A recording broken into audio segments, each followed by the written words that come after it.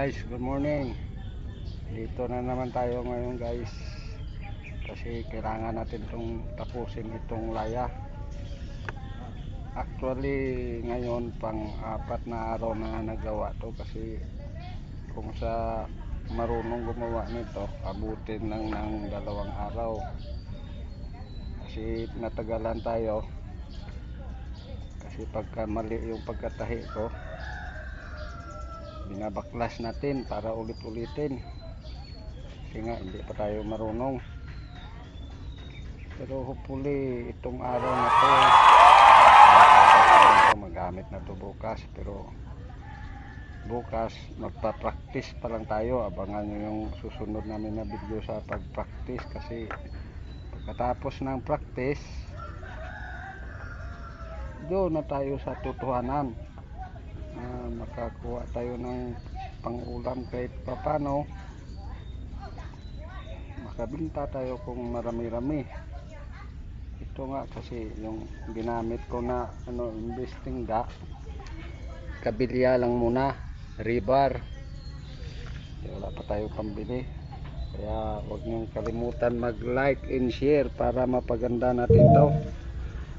Sa mga gustong matuto gumawa nito, siguro mahirap mag-advise kasi hindi pa nga tayo marunong.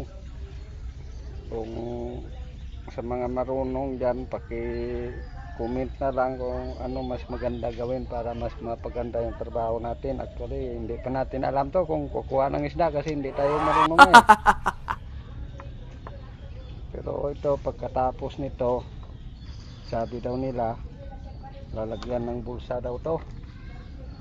Hindi ko pa alam kung ilang butas ng mata yung bawat bulsa nito. So magtanong-tanong tayo sa marunong. At least sinubukan ko yung kaya ko, na kung kaya na iba, kaya rin natin, di ba?